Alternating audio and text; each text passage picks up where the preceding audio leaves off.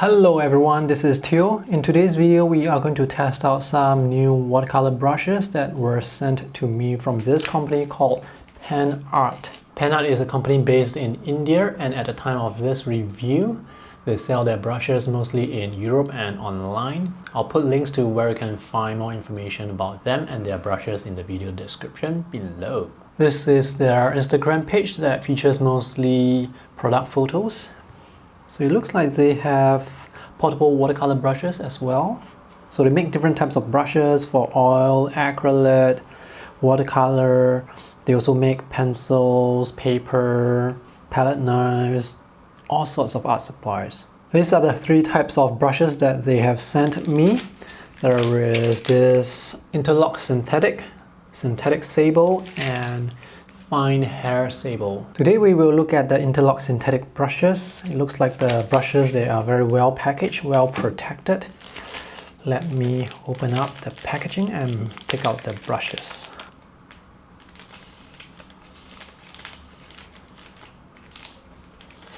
They have something sticky here to prevent the brush from moving. This is really sticky. They really don't want the brushes to move around. And thankfully, you can remove them quite easily without having any sticky things on the brush. Let's take a look at what it says on the label. So it uses filament in silver color, perfect shape to experience, fantastic control, remarkable paint holding capacity. We will test all that. So this particular brush uses densified wood handle, which has unique color patterns. It looks nice. Negligible water absorption because it has this coating on it. I think a lot of watercolor brushes have this coating. Almost double density to natural wood. They compress the wood to make it harder, but it's very difficult for me to test how hard it is actually to other wooden watercolor brushes. And it has long-lasting glossy finish. On the back, it shows you the different types of brushes that are available: round, flat, filbert, angular, and how you can care for your brushes.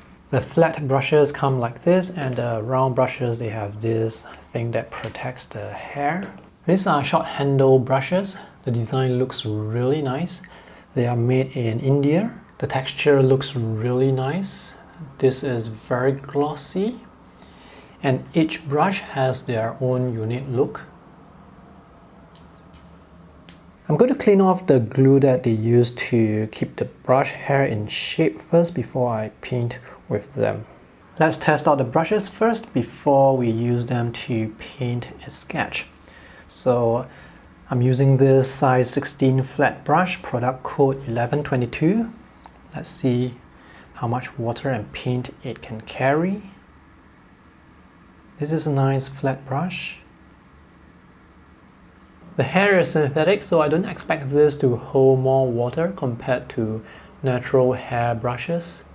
Let me load this brush fully and paint another stroke on this 9 by 12 inch watercolor paper. So you can go across the 9 inches if you fully load it. Looks like it's able to lay down a flat wash quite evenly. Let's test the round brush. This is a size 12. The hair is quite soft, but it's not as flexible compared to natural hair brushes.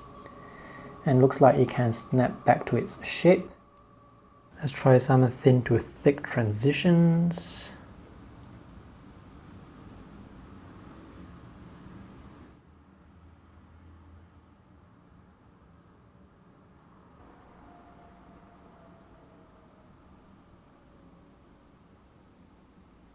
Let's test this on its side.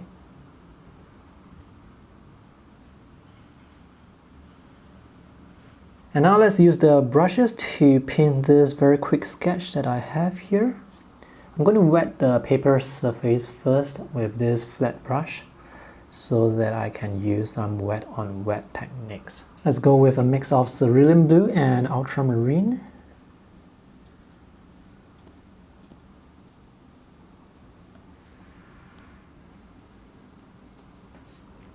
And now let's paint the big wash.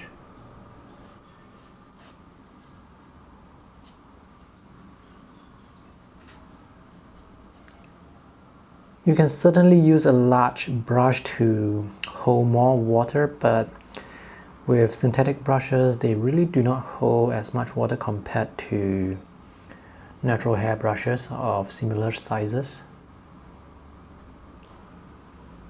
Let's see if I can lift up some of the paint here. I'm going to wet this area here and try and pick up the paint. Well, this tiny fleck here, this is where the small brush is very handy. Now this brush has a very sharp tip. This is, well, after all, a round brush. Let's see if I can paint those tiny areas with another color. So this small brush is great at painting small details. Next, let's paint the dark shadows.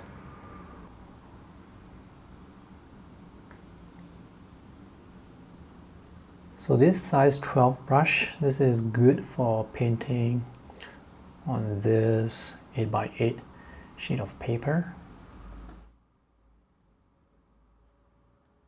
Let's see if I can go between these two lines. So this brush, this round brush, seems to be working quite nicely. The point is sharp enough for painting some details, but certainly not as sharp, as pinpoint sharp compared to sable brushes, but this is definitely good enough for such sketches. Now, one thing about synthetic brushes is it's not quite as flexible compared to sable brushes. So when it comes to painting certain things, I feel the brush, the way the hair moves, it's a bit it's not as flexible compared to sable brushes. Let's add some really fine lines with this small round brush.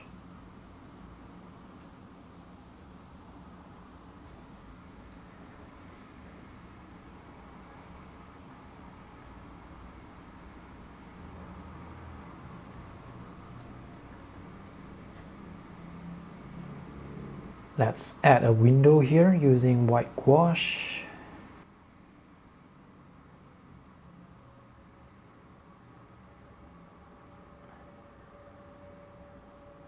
This small size 2 brush, this is great for painting details like this.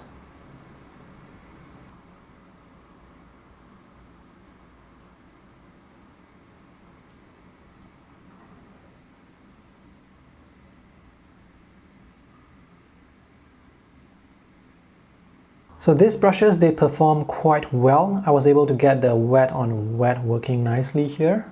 I was able to have the colors blend into the white quite nicely. And the water releasing ability of this brush, it's quite even, so we don't see individual strokes or streaking marks here. And for this main wash that is painted with the flat brush, you can see this wash is quite even.